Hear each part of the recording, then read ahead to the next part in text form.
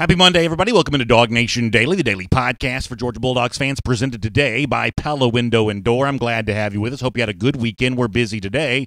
It's John Stinchcomb later on as part of a Marlowe's Tavern Insider Update. We got some recruiting stuff to deal with today and maybe the hint of even more recruiting stuff to deal with over the course of the next few days.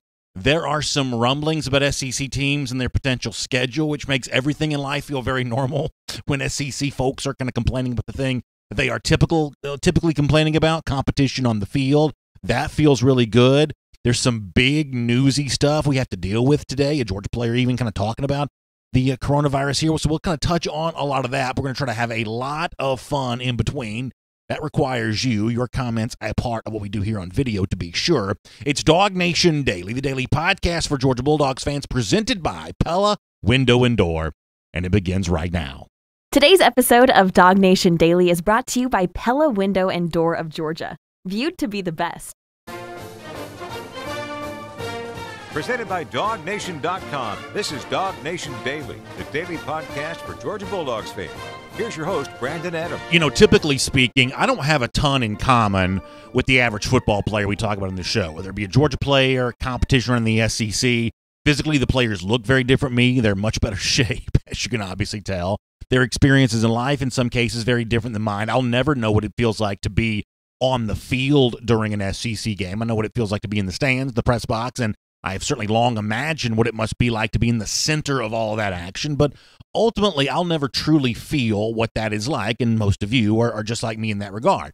However, one of the weird things about life right now, over the course of the last few months, is that the coronavirus has made a lot of us a little more alike as opposed to different. Let me give you an example of what I'm talking about.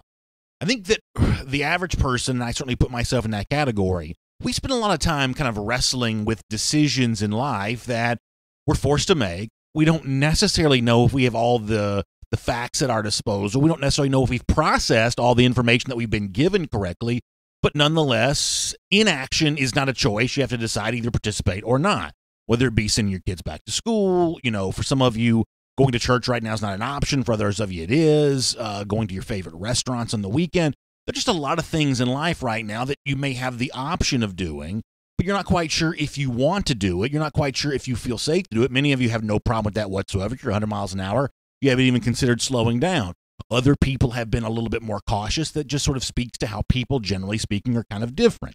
And in this way, we are really not all that different from college football players. The SEC players, the Georgia players that we talk about on this show on a regular basis, they have some big decisions to make. Do they want to be a part of the upcoming season? They have been told in no uncertain terms that if they don't want to, that's okay. You don't have to participate. You'll be fully on scholarship. You have very little risk in terms of what you lose out on if you decide not to participate this year. But ultimately, that doesn't make the decision for many football players any easier than otherwise would have been, because let's face it, there is a huge gravitational pull to be a part of college football. Players, by and large, just kind of want to. This is not just me speculating. There's some evidence that backs this up. ESPN did an anonymous survey of college football players. It was not necessarily a scientific poll, but it was a substantial number of players who were questioned about this topic. The overwhelming majority felt very eager to be back playing football again. The Athletic did a similar survey. For the most part, it yielded similar results, that even if most of the players are kind of moving in the same direction with their choice, there is still a choice to be made, and it is somewhat difficult. One of the things that got a lot of attention this weekend was a report by the Washington Post. Robert Klemko and Emily Giambalvo, a UGA grad, were involved in the reporting on this in the Washington Post. It was leaked audio from a supposed private meeting between some SEC players and some officials around the league. And it's kind of funny.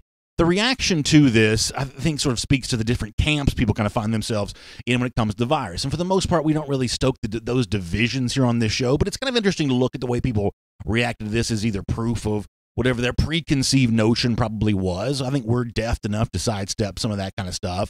I want to, in particular, though, look at one thing attributed to one of the players there in the room. I think kind of speaks to the challenge that kind of, faces a lot of the SEC players here this fall. Let me show you this from Klemko and Giambalvo, Washington Post, talking about Momo Sanogo, a player at University of Mississippi, Ole Miss, a linebacker, who asked in the meeting the officials on the call why his school planned to bring thousands of students to campus for fall classes. Sanogo said he has 4 classes per week and he fears some of those classmates will go to bars and parties at night, then unknowingly infect football players during class. Once again, that's Robert Klemko, Emily Giambalvo, reporting for the Washington Post. This player for Ole Miss saying, hey, I'm a little bit concerned about what's going to happen when when regular students are back on campus. How are you supposed to protect me and keep me safe from them? And the honest truth is, and the SEC officials in that room said, well, there's not really anything we can do to necessarily fully protect you in this. We can't completely, fully eliminate all risk on this topic. And as I said before, for those of us who've considered sending kids back to school, getting out and about, living our life again, going back to work, in some form or fashion, we kind of understand that whether it be the virus or other things that we potentially deal with in life, the idea that you bring the level of risk all the way down to a zero, that's virtually impossible on this topic and on many other. Yet the question persists, do you want to participate or not? And that's one of the things that SEC players are kind of wrestling with through all of this. Now, the Washington Post report, as I said, kind of got a lot of attention. And in some cases, it was kind of meant to cast the SEC in a negative light. I don't think the writers themselves necessarily did that. I thought the reporting on this, for the most part, was pretty fair.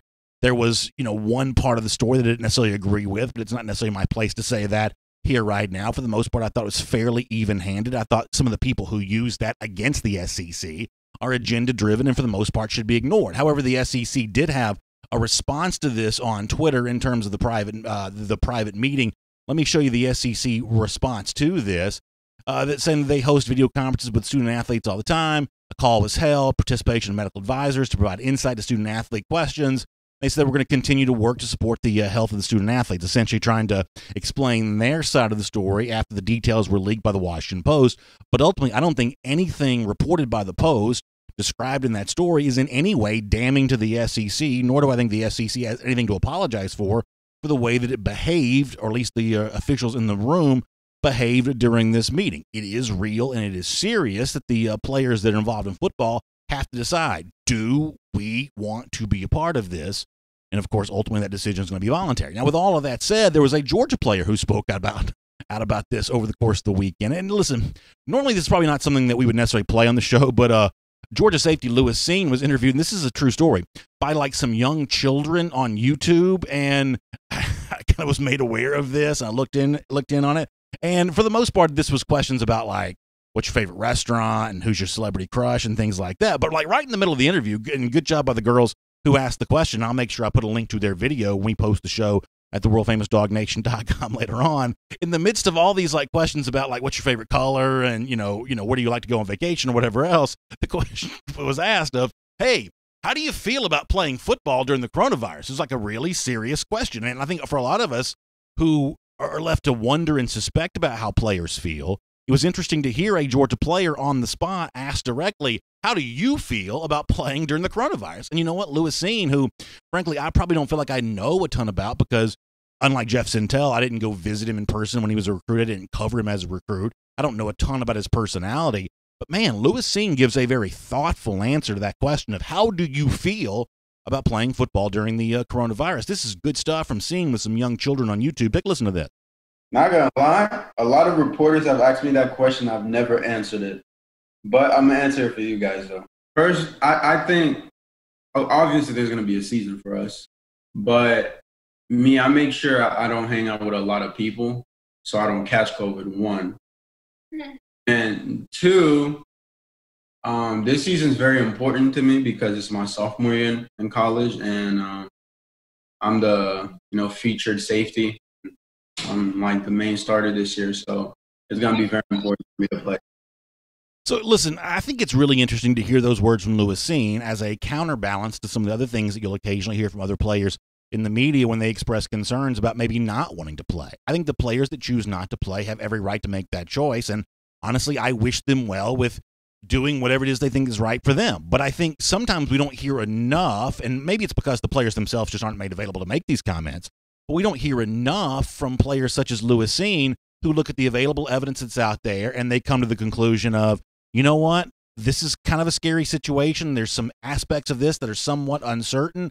And yet, even understanding all of that, this is still my sophomore year. It's that year where many future NFL picks make a big leap from guy who's getting some experience to guy who's kind of becoming fully developed into his own, ready to be on the forefront of draft discussions potentially in his junior year of 2021. Lewis Cine says, hey, it's too important for me right now to sit this out. It's too important for me right now not to be a part of this. I got to be a starter this year.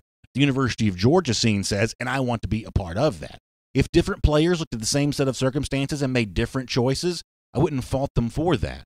I would also ask the people not fault Cine if he looks at the same scenario and says, you know what, football is still something that I definitely want to be a part of. These are weird times that we're all living in. We're all forced to make tough choices right now, in some cases with less than full information. We don't know how all of this is going to change over the course of the next few months. I was happy to hear Cine speak up about this topic over the weekend. And I have to admit, I'm looking forward to watching him play for the University of Georgia this fall. My name is Brandon Adams, and this is DawgNation Daily, the daily podcast for Georgia Bulldogs fans, presented today by Pella Window and Door of Georgia. It's great to have you with us, no matter how you get to us today, live on video, 10 a.m., Facebook, YouTube, Twitter, or on the radio at noon on Athens Sports Radio 960 The Rev, and as a podcast wherever you find them, including the world-famous DawgNation.com. Just really glad to have you as a part of the program today. Of course, it would not be made possible without our friends at Pella Window and Door. They can help equip your house with energy-efficient windows and doors. This is important for a couple of reasons. First of all, it just makes your house look better. Better curb appeal could lead to better resale value when you go to put that house on the market. Also, it keeps the energy inside. This time of year, that's important. Air conditioning working overdrive, the last thing you want is to crank up that AC only to have the AC escape out, crevices in your windows and doors. That's not a good thing. Pella Window and Door of Georgia can help with you with both those. You can also schedule a free in-home or virtual consultation. As I said before, a lot of us making choices right now. What feels the most comfortable to us? If virtual consultation for you makes you feel more comfortable with our friends at Pella Window and Door of Georgia right now, they'll provide that for you as well. They're family-owned with a branch right here in Georgia, which means you get great service, but it's also a national company, so you have unbelievable resources connected with that there as well, and a great offer as well.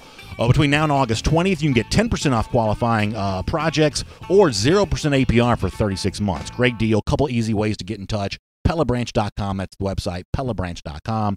Or you can give them a call in their Dunwoody showroom at 404-445-2979. That's 404-445-2979. Pella Window and Door of Georgia is viewed to be the best. All right, couple of things to do here real quick. It's John Stinchcomb coming up in just a moment. We're looking forward to having some fun with John today as a part of a Marlowe's Tavern Insider Update. I'll also make you aware over the course of our program, tomorrow on video, we may be running just a little bit late. Now, some of you say I'm running late from time to time. We've been much better with that, by the way, in recent months. But we may be running a little late tomorrow. I'll give you more details. Radio audience, podcast audience, this shouldn't affect you very much at all. For the live video audience, you may be impacted by that just a little bit. So I'll give you some more details throughout the program there on that topic. For now, let me turn my attention to UGA recruiting here for a moment. Let's go around the doghouse, assisted today by AAA, and there are a few, I think, recruiting nuggets, no pun intended, that we need to get to here that I think are going to be really fun to keep your eye on over the course of the next couple of weeks. I think one of the things that a lot of Georgia fans have wondered is, what is the current state of defensive back recruit, right? We've seen Tony Grimes go to North Carolina, reclassify. He's now enrolled at UNC. That's a 2021 prospect taken off the board. To the extent that you consider James Williams to be a safety, he was out there. All of a sudden now he's made his pledge to Miami. Where do things kind of stand here? There are other defensive back prospect targets we've talked about and kind of wondered where things are going.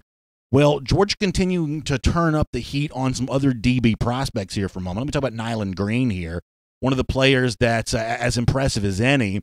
And one of the things you love about Georgia, first of all, I think that Georgia's social media edits during this 2021 cycle have been really as good as anything I've seen from them in a couple of years. This is very well done.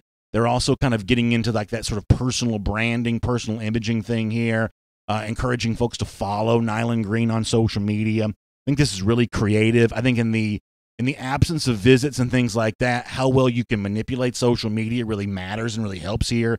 They've done that pretty well for Green, and it's nice to see Georgia and Green still seemingly trying to foster a relationship here, just giving everything else that's kind of gone on with UGA defensive back recruiting. That's pretty interesting. Now, another defensive back worth paying attention to is Nugget Warren, who came out with his list of finalists over the course of the weekend.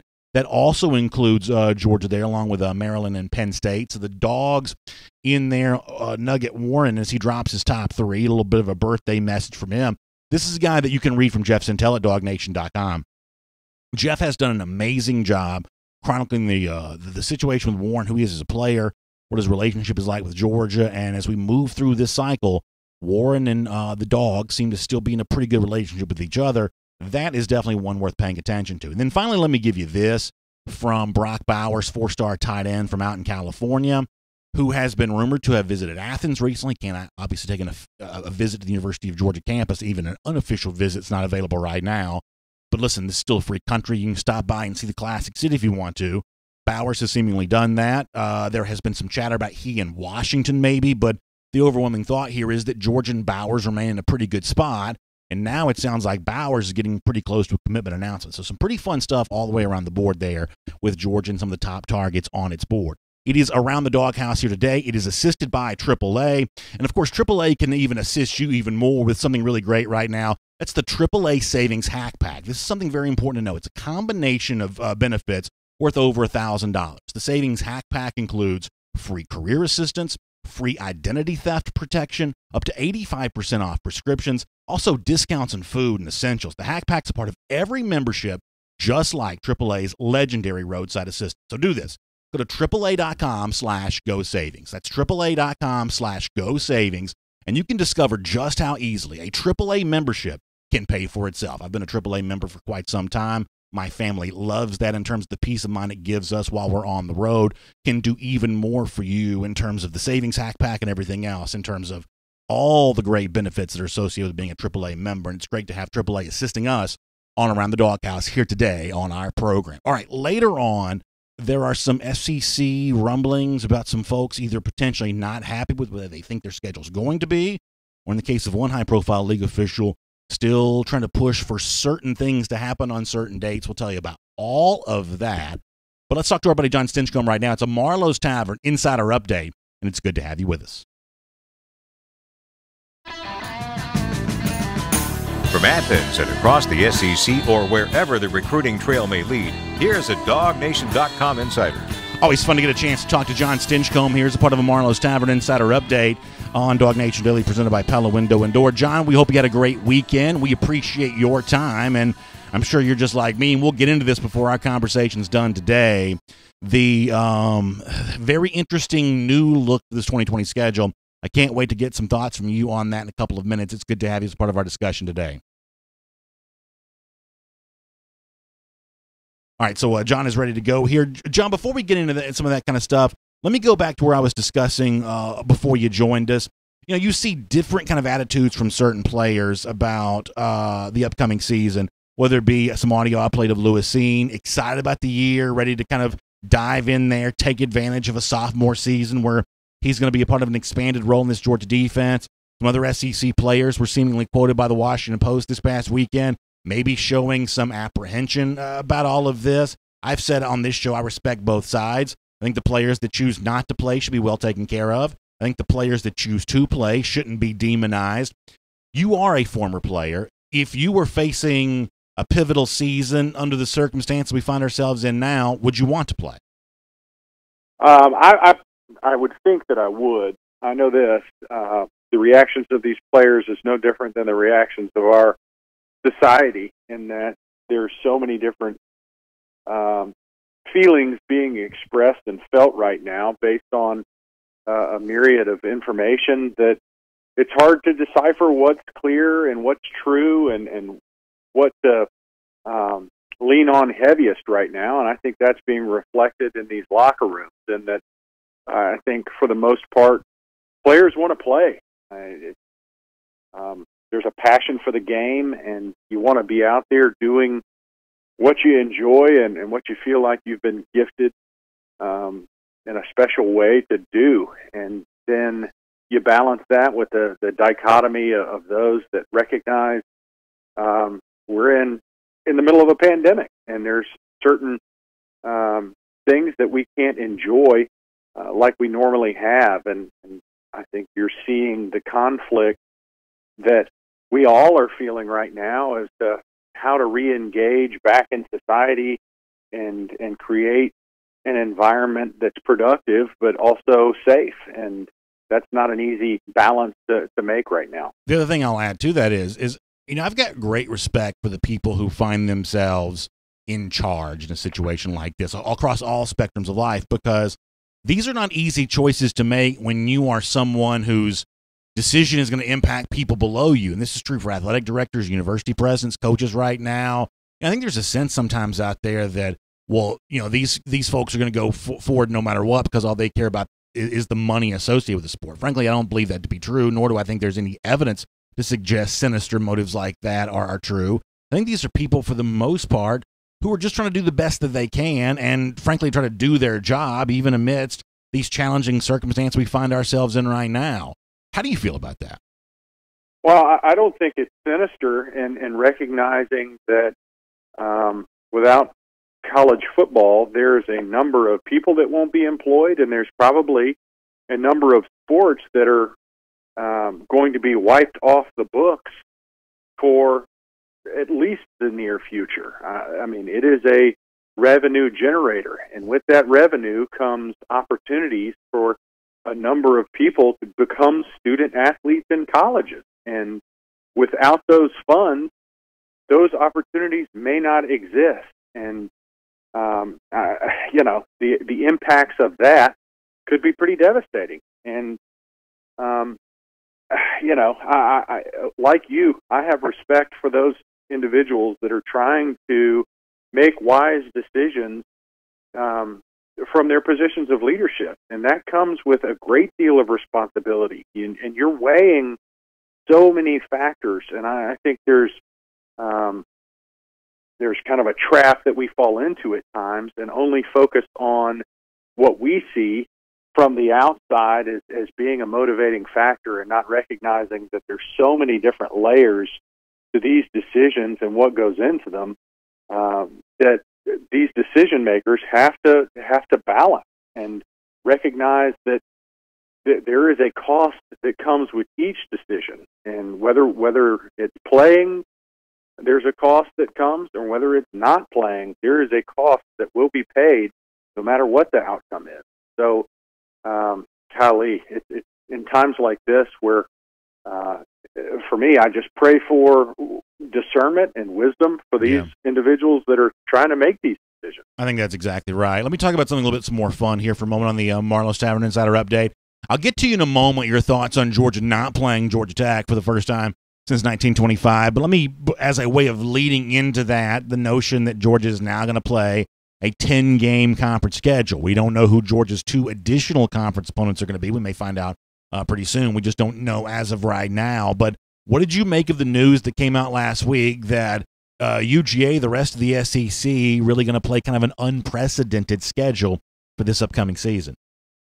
Well, I think it's hopeful thinking, and I think it's progress in that they're trying to create plans for ways that this could look, and that's progress to me. There's still so much work to be done before the first snap is even taken, but I thought it was a really good sign when they've come up with a plan that they think is potentially executable when we roll into mid to late September. And that I think is promising. There's still so much more to look at, but you know, to be concerned about, well, Georgia doesn't get to play Georgia Tech this year, I think is a luxury that we can't indulge ourselves in, because you know the season as a whole is still in jeopardy. So I'm grateful that they're coming up with plans. I don't really understand how it's any safer or better when it's just a conference plan, but appreciate those that have taken the efforts and steps to get us closer to back and playing football. I think one of the things that the powers that be don't want to talk a lot about, but is obviously a huge part of this, is that a lot of the games that were lobbed off were not Georgia versus Georgia Tech or, like, say, Texas versus LSU. It was Georgia versus East Tennessee State. It was Georgia versus Louisiana Monroe, the kinds of games that are profitable for the SEC schools as long as there's a full stadium to offset the $1 million plus that you have to pay these opponents to come to your stadium. But given the greatly reduced capacity for attendance this year, those games are no longer profitable, so therefore the SEC doesn't want to play them. Now, there's a school of thought out there, John, if you're a Group of 5 fan, if you're an FCS level fan, if you just like college football to be as expansive as it can be, that the SEC is, kind of made a decision that could potentially be ruinous for these levels of college football below that. There's also a school of thought that would say, hey, it's those schools' own responsibility to figure out a way to pay for themselves. How do you kind of come down on the idea that the SEC, at least for 1 year, this could potentially become a trend that moves even, into future years, is kind of moving away from the responsibility of funding Group of Five and FCS level competition? Well, I think it's a death knell to all those schools and programs that have learned to rely on those pay-to-play games. You mentioned Louisiana Monroe. I believe they had Arkansas on their schedule as well. Yeah. And that accounted for $3.5 million of their $15.5 million budget annually. So to lop off 20% just from not playing 2 games, I think would be pretty costly no matter where you're at, whether it's an organization, a company, or an athletic department. Man, we're struggling, and that's going to be even harder to overcome. So as they move, I think there's going to be a culling of the herd, if you will, where some of these non-prominent, not Power 5 teams and conferences are going to lose their ability to offer athletics at their university. And, I don't think anyone would be excited about seeing that, especially looking at, you're hearing from players out of the Pac-12 that are voicing their concerns and recognizing opportunities for improvement. But one of their points of emphasis is to reinstate sports. Well, this is when you're going towards these conference-only schedules, you're eliminating opportunities for other student athletes. So I think the ability to see the entire picture it's hard to do at so many different levels, and we're witnessing that right now as you're trying to balance all these things. And I think it's going to be costly for a number of programs going to these conference-only schedules. So let me be candid just for a moment. Obviously, I love the idea of football coaches having a place to work.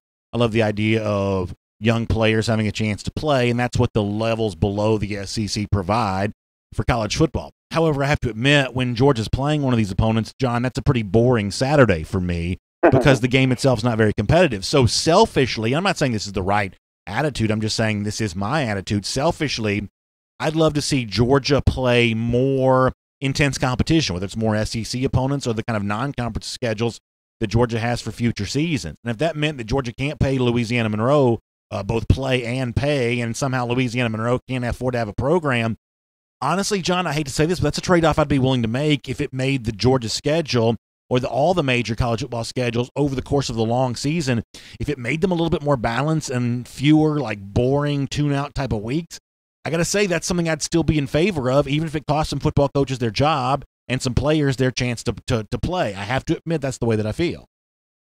Sure, and I don't think you're alone in that. I think there's a number of fans out there that would agree that it makes for a few boring Saturdays. After 15 minutes of football, you've got 45 minutes left and the game's already over.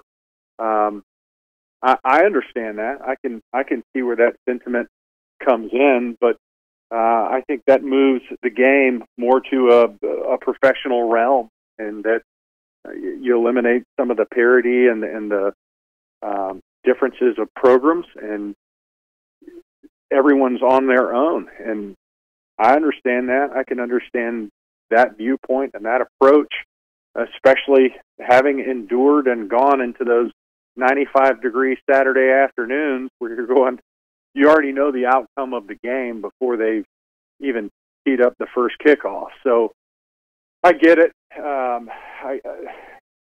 It's hard for me to say that I agree with it, though, because I know how many opportunities are given to student athletes across this country that would be eliminated if it just becomes a cream of the crop type environment where you take down 117 football programs to just 50 that are competitive. Well, that's a lot of missed opportunities for a number of individuals across this country that might not otherwise be able to go to college. Want to ask you more about the Georgia Tech cancellation in a moment, but first, in our Marlowe's Tavern Insider Update, let me remind folks that the brand new Marlowe's Tavern app is available in whichever app store you choose to use the most, Google Play, the Apple App Store, whatever else. You know, the thing about Marlowe's Tavern is menus always changing. They're always new and special features and events taking place at the tavern right there in your neighborhood. So the best way to stay up to date on what's happening at your Marlowe's Tavern is to download the brand new Marlowe's Tavern app. Also, you can get special savings only for those who have the app, and you can get rewards every time you visit the tavern that you love, which also can lead up to some big stuff and some big savings for you along the way there as well. It's the best way to stay in touch with everything happening in Marlowe's Tavern as we head towards the fall. The brand new Marlowe's Tavern app, make sure you download that today. So, John, let me bring you in on the Georgia Tech discussion as it has been had. And as you said before, maybe it's a luxury you just can't simply afford this year given the weirdness of what 2020 has already been. However, the cancellation of the game, last time these two teams didn't play was 1924. The cancellation of the game has led to discussion about just how sacrosanct, if you'll allow me to use a big word, this rivalry for Georgia needs to be anyway. There are some Georgia fans who say, hey, this is your in-state rival. It's the most important game you play. You have to play it each and every year. There are other fans who say, you know, given some of the really aggressive non-conference scheduling that Georgia has in future years, that's more fun than a rivalry like Georgia Tech, which frankly in most years, even in its better years, is just not that competitive of a game for a school like Georgia. There is a little bit of a division amongst Georgia fans about this. In terms of the overall importance of Tech in a non-pandemic year, where do you come down on that? Non-pandemic year, I think it's a mainstay. I love the rivalry. I love that it's in-state. I love that it's usually guys that have battled each other in high school, and there's opportunities there, and there's fan engagement. So non-pandemic year, I love the rivalry, and I love the game. I think in this situation that, you just want to have the opportunity to play ball. And if it makes sense to trim the season to 10 games and make it in conference, and it comes at the sacrifice of some rivalries, and Georgia Tech is not alone in that, I think that's a sacrifice I would be willing to make, knowing that it's not a permanent decision. If it were, I would probably be in the bandwagon to fight to get it back, because I think it brings a lot. I think it brings a lot of excitement to both programs, to the state as a whole, to high school football, to both teams having been in those locker rooms. I know it's different. It feels different than many of your out-of-conference games, and you know that it's going to be competitive in the sense that the person across from you is motivated. Yeah.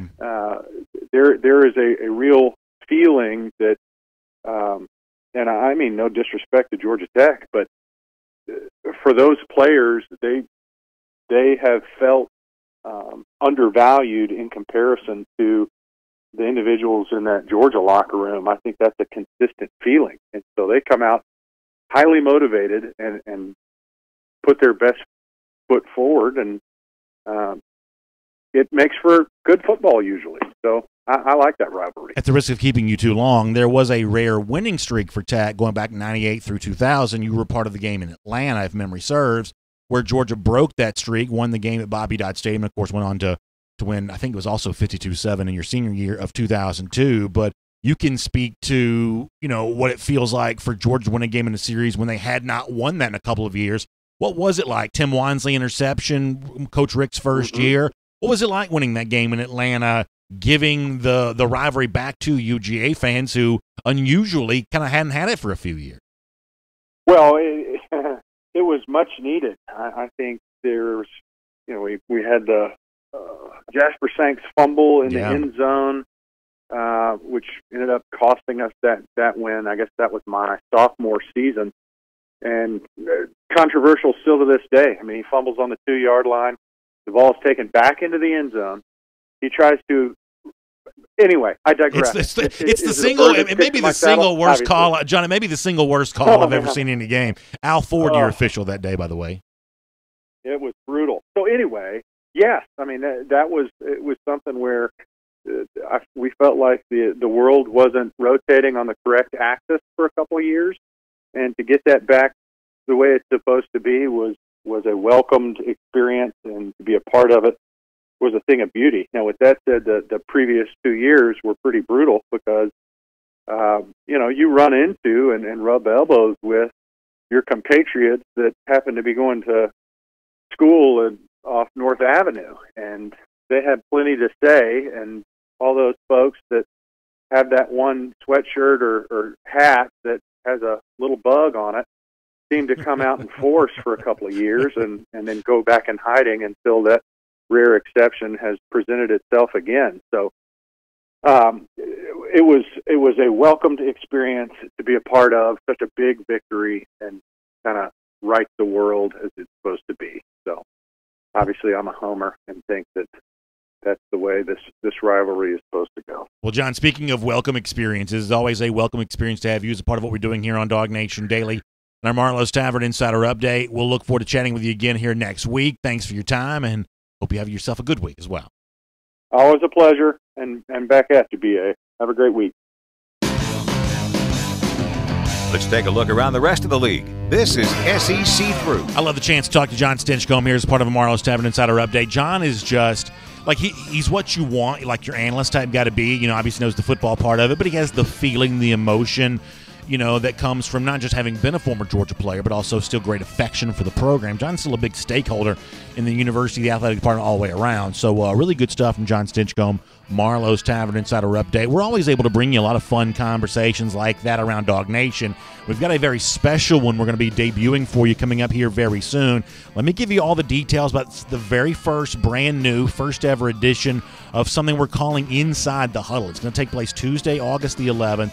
This is an incredible event going down. Myself, Mike Griffith, going to be a part of that. You can go inside with us. All the thoughts with the upcoming 10-game SEC schedule, what it's going to be like for playing conference-only games, some behind-the-scenes stuff about how that schedule comes together, some stuff behind the scenes. You can't necessarily say or write at DawgNation.com about what the workouts have looked like for Georgia getting ready for the upcoming season. A lot of that's going to be going down. This is a very limited event.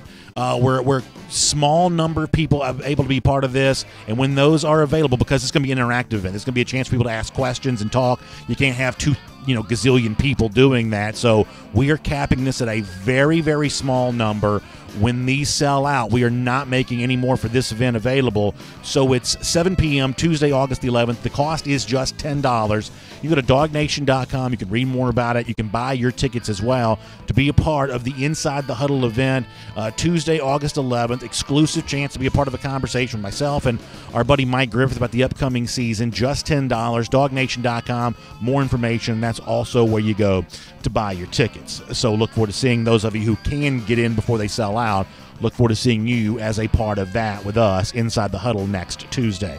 All right, as I said off the top of the program, what's going on with the coronavirus is very, very complicated. And whether it be your child's school, college football, whatever else, different people will look at it, in some cases arrive at different decisions. And we have great respect for that idea around here. However, there's also this thing that's kind of on the internet right now that I feel like has to be addressed. When certain sports writers, this is not just one guy, this is a handful of people across the spectrum, when they say negative things about the potential return of college football, there's this response from many fans who say, why does it seem like you're rooting against college football happening? Now, as I've said before, there ought to be a reckoning on the part of the national media why so many of their seemingly best customers, chief constituents, have this mistrust and doubt about them. Spoiler alert, I don't think that reckoning or consideration is ever going to come, but I think it ought to happen. However, the response that you get back from national media on this topic is, it would be ludicrous for someone who covers college football to root against college football. That would be silly, that'd be asinine, that'd be illogical. There's no way that's true. Now, if you don't hear anything else I say today, hear me when I say this.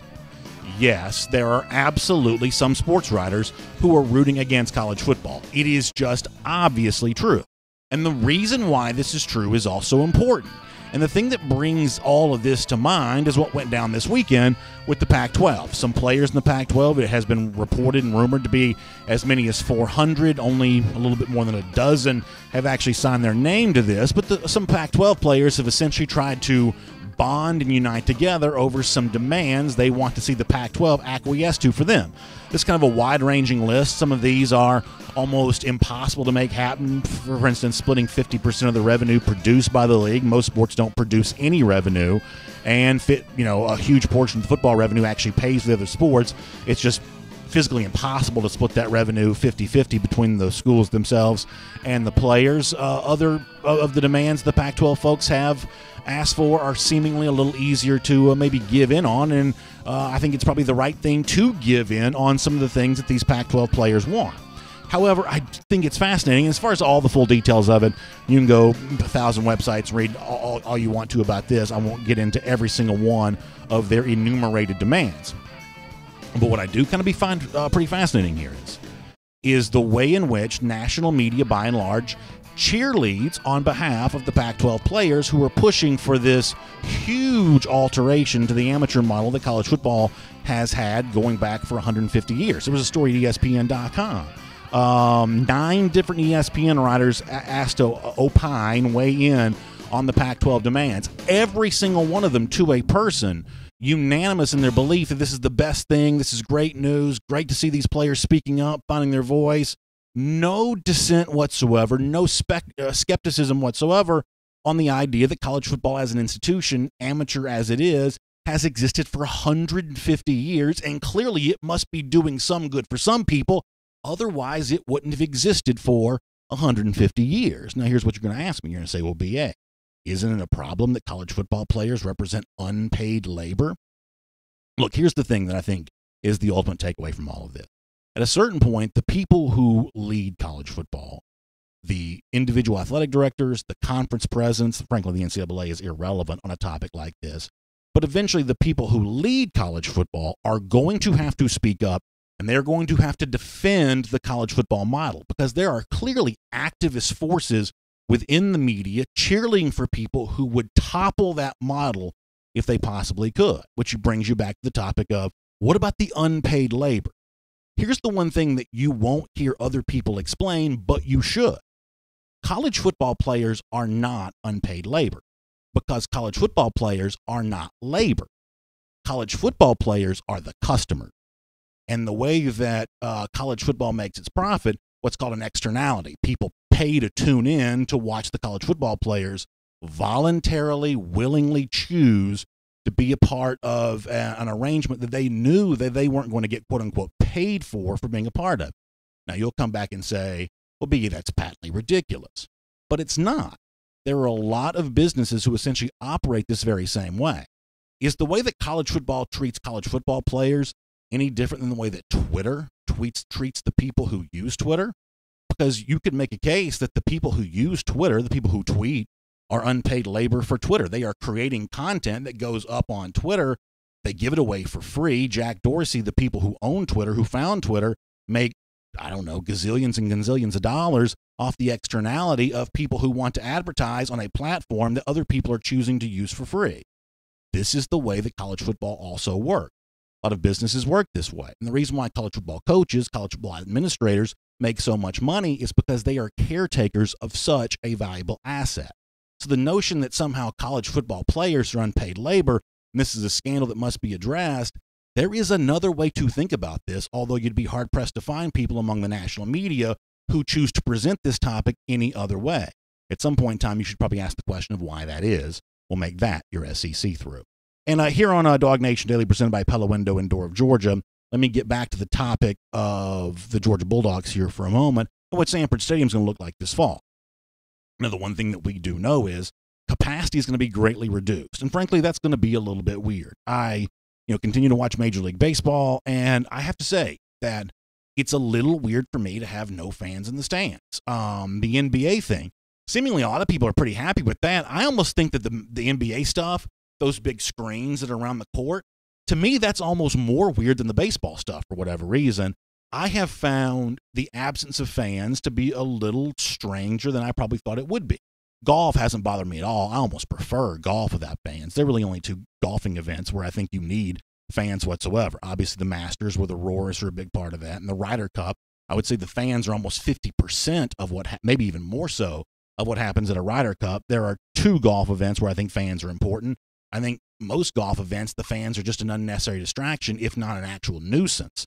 But baseball, I've noticed the absence of fans. The NBA, what little I've watched, I've noticed some absence of fans there. And if it's college football, and it certainly seems like we're going to have a very, very small number of fans, then I'm probably going to notice that there as well. I think this is one of those years, though, where you just kind of roll up your sleeves and do it.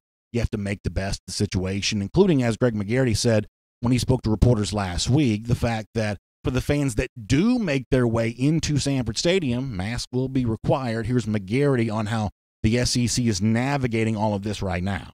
I think the conference will set some expectations.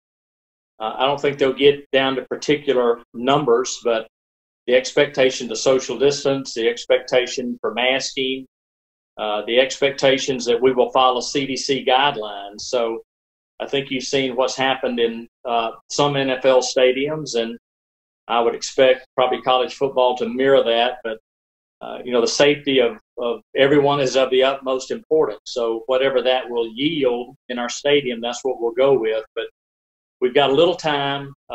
It's not pressing right now, but as soon as we have the information on our opponents and our home dates, then certainly we'll be able to tackle those things at that time. So listen, this is one of those moments where I have to sort of catch myself and hope to not be a hypocrite, because you go back months ago, I would have said, listen, just give me a college football season. It doesn't matter how weird it is. I just need college football. And now that we're getting closer to being here, it seems like we're going to try to have a season, but it's going to be pretty weird. All of a sudden, the weirdness seems like a big deal. I do kind of have to remind myself of what I said a few months ago. If we can just play a season, it doesn't matter how weird it is. Well, now that scenario seems to be here. So we will continue to follow that. It's going to be a huge, huge deal about who gets let into the stadium, who doesn't. That's just bound to be controversial at Georgia and other places. But, of course, finding some way to play these games and get the product back on the field again this fall takes precedent over every other thing. Let me shift gears here and mention something serious for a moment. Louisiana Lafayette assistant DJ Looney, who had some ties to Georgia as a graduate assistant, passed away, had a heart attack over the course of the weekend. I didn't really know Looney the way that maybe some people in the recruiting industry had known him, as maybe interacting with him over the course of the time. Certainly seems like he was a guy full of life and, living it to the utmost. Sad story, man, when someone that young who's dedicated his life to the benefit of football players passes away so soon. So prayers out to his family to be sure. And also, we'll do a clumsy transition here to our Gator Hater Updater on the way out the door. 1374 in the Gator Hater Updater. We'll see you tomorrow on DawgNation Daily, presented by Pella Window and Door. And on video. Time now for our R.S. Andrews Cool Down. We'll take your comments on anything you want to from today's show or anything you want to going around University of Georgia program right now. Thoughts on the upcoming schedule or whatever else. By the way, I was supposed to do some other SEC through stuff. I guess I just forgot. All right, let me do this. See if I can pull these Facebook comments in a way that's easy to read. Here we go. And then we'll do some YouTube stuff here as well. Naturally, this is going a little slow today. A little late on video tomorrow. So here's the way this is going to work. I've got, just to be completely honest with you, I've got my daughter's kindergarten orientation. It's early in the morning. I'm going to be leaving from that to come here. So we may start as late as 10:30 tomorrow. I don't think we'll start at 11, but we may start as late as 10:30. So that'll kind of be out there. We'll try to do a regular show, just a little bit of a later start.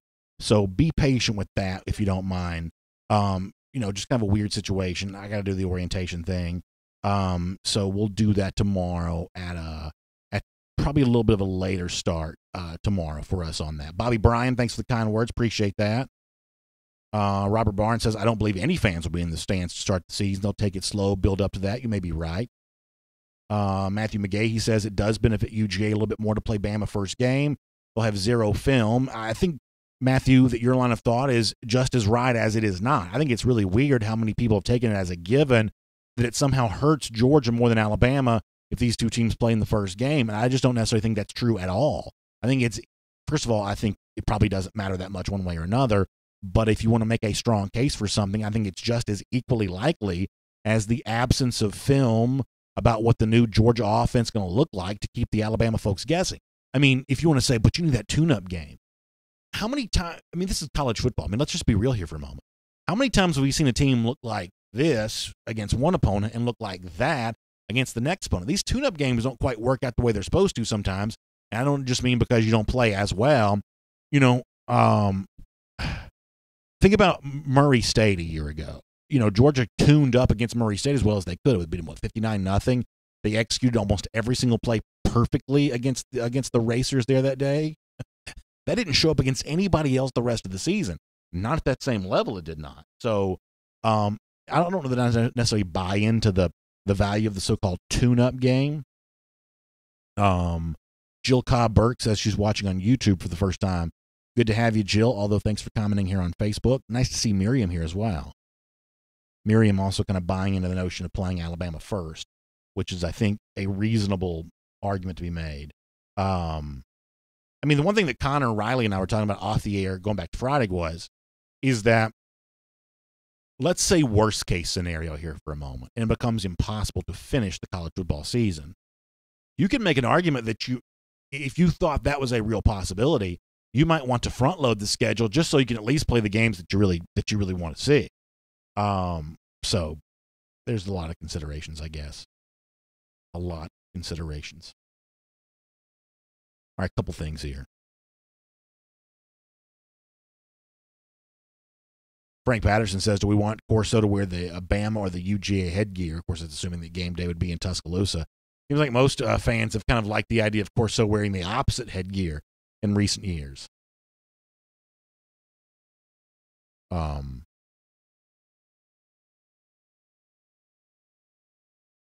Jay Shipes on the some other conferences.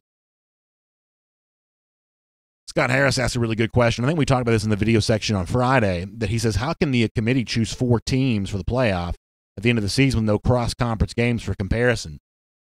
It's a very good question. I think it sets up for a very frustrating argument, because the one thing they're not going to come out and say is, we think undoubtedly the SEC is the very best league, even though by almost any measurable metric you want to look at, that's obviously true. Players will be eventually drafted. Power ratings going into the beginning of the year, a lot of the analytics stuff as well. The SEC is a clear cut above the rest of the conferences, but the playoff committee will not treat it that way, at least publicly. And so, yeah, it's setting yourself up for a pretty frustrating argument on that, I would say.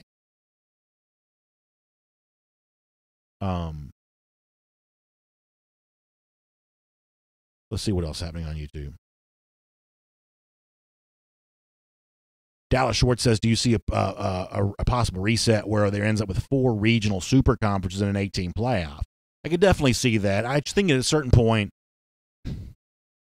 I just think the country is so big, right? I mean, we have a huge, huge country.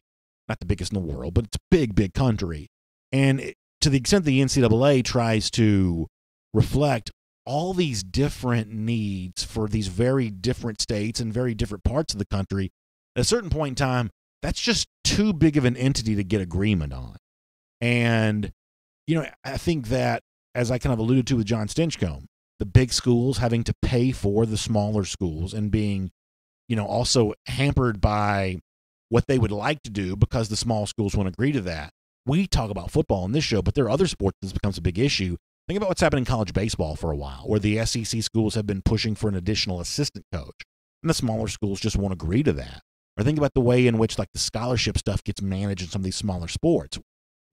That kind of stuff doesn't rise to the level of being a topic we would discuss on our program, but it's a huge frustration on the part of the bigger schools about the fact that the lesser competition is just an anchor around their waist that you can't ever quite shed yourself of, and it does slow down progress. So it seems almost a given to me at a certain point. The NCAA will just sort of cease to exist, or the big, what you call them, like autonomy 5 conferences, whatever, will just kind of break off from that. And then you'll deal with the issue of for the members of these 5 power conferences, even within the 5 power conferences, you have a lot of haves and have-nots. Even within them, some of the lower rung Power 5 schools can barely afford to keep pace with what the biggest and best programs can really do. So ultimately, what is the Power 5? 70-something teams, something along those lines? There aren't 70-something true power programs in athletics. There are fewer than that. It may be more like 30 or 40. So, yeah, you could eventually see the Power 5 break off, and I would suggest that in my lifetime, you may see another break off within that Power 5 of the true haves in comparison to the have-nots. And, for the most part, while I support the college football model, the amateurism model that's out there, I don't have any problem with the programs that are just better equipped to manage that world, only participating in business with themselves. Jalen Jackson says they should eliminate bowl season and go to an 18 playoff. It'll be impossible to choose 4 teams all conference schedules. Lord forbid we have 5 undefeated Power 5 champions. Yeah, I think that the reason why you have a 14 playoff and not an 8 is because 4 is what they could agree toward. I just think that, like, the one thing, the college football playoff is made up of, as I said before, the college football institutions. So they essentially tell the playoff what it's okay to do, and the playoff just operates under those parameters. It was not easy to get agreement to have a college football playoff to begin with. It wasn't easy to get agreement to have a BCS to begin with. You say, well, just get rid of the bowls.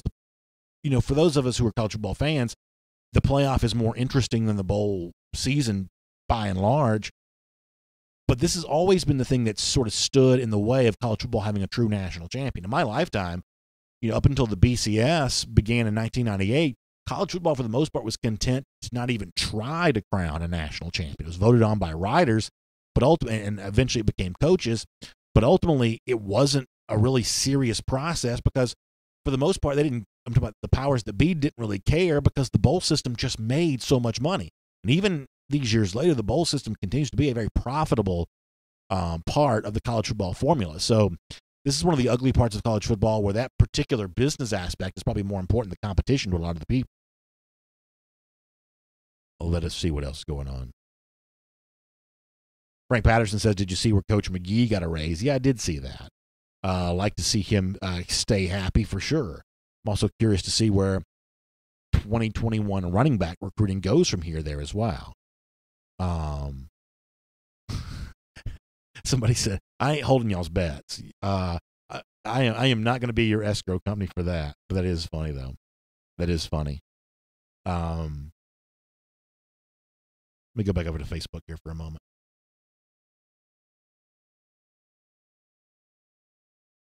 Lucy Bowers Boykin on the subject of those shields. I saw when one of the LSU players was unhappy with that huge face shield thing. I could see that taking some time to get used to. I really could. I definitely could. Like for instance, like I've only taken my family to Disney World one time. There are some people go to Disney World all the time. We've only been once since my kids have been alive. So we're not like as Disney as some people are. But I did ask my wife the other day, I said, Disney has a requirement for masks outside right now. If you go to the park, you have to wear a mask all the time. This is not like a pro or anti-mask screed. This is just a topic of conversation. I said to her, do you think that you could go to Disney World if it meant wearing a mask the entire time, including while you're outside in the Central Florida heat? And she said no, that she would just have to not go. That there is some of that right now.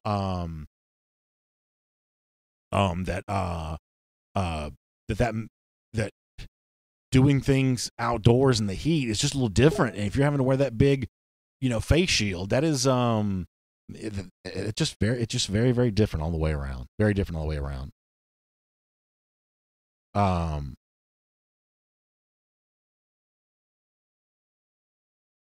Andrew Carroll talking about the future of the college football playoff. Robert Barnes says Georgia already has a running back committed, no doubt, and looking for more. Hugh Nash, very funny. Very funny. Matt Rukavina says it will be more fun playing more SEC West SEC West teams. Yeah, it will be. It'll be a lot more fun. I think. And it's challenging too, right? It's a tougher schedule, but as a fan, speaking here as a fan for sure, it is the kind of thing that I will trade the difficulty of the schedule for more entertaining season. And playing additional SEC West teams, I think for the entirety of the SEC is more entertaining right now. All right, it's late. We got to get ready to go in just a second. Huck Finn says, now we know Huck's a little bit of a troll, but he says not to be a negative Nelly, but it's very possible that not only will there be no sports this season, but quite possibly there'll be none before 2022. That's obviously true. I think the thing that we've tried to approach from the mindset around here is none of us can control the future, but we have to do whatever we can in the present just to be ready for all circumstances, which includes the opportunity and the possibility of being able to play, and that's just kind of what we've done. A Dog Fan 3 says, will practice be affected by the new schedule change? I've heard 17 different things about this. I would say there's a possibility that, yes, it will be impacted because of everything being moved back, but I don't 100% know. I don't 100% know, but there is a possibility that it will be. It'd be nice if it wasn't to kind of make up for what happened with spring practice, but as I said before, I've heard like 17 different things about that. All right, we're going to get ready to go.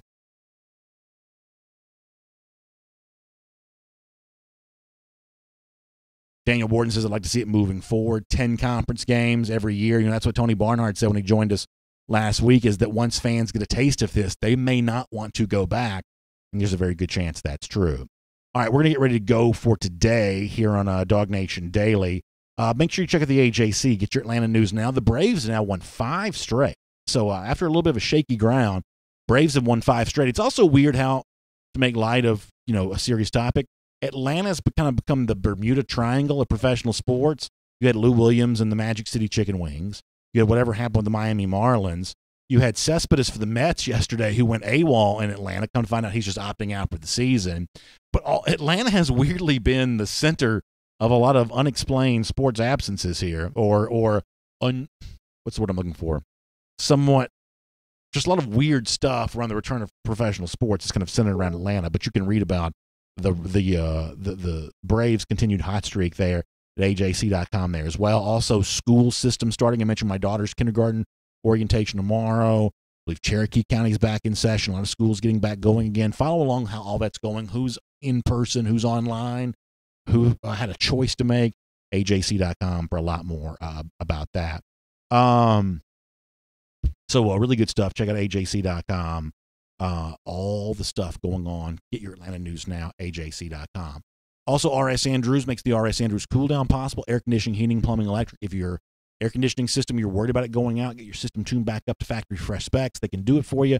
It costs just $99. All right, we will be back tomorrow. As I said before, live on video, maybe a little later tomorrow, but we'll try to make it as normal as possible.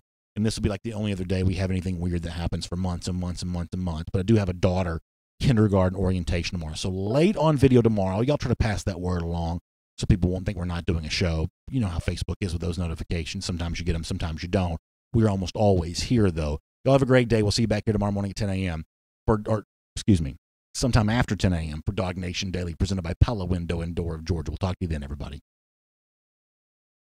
For more DawgNation videos, check out youtube.com/DawgNation.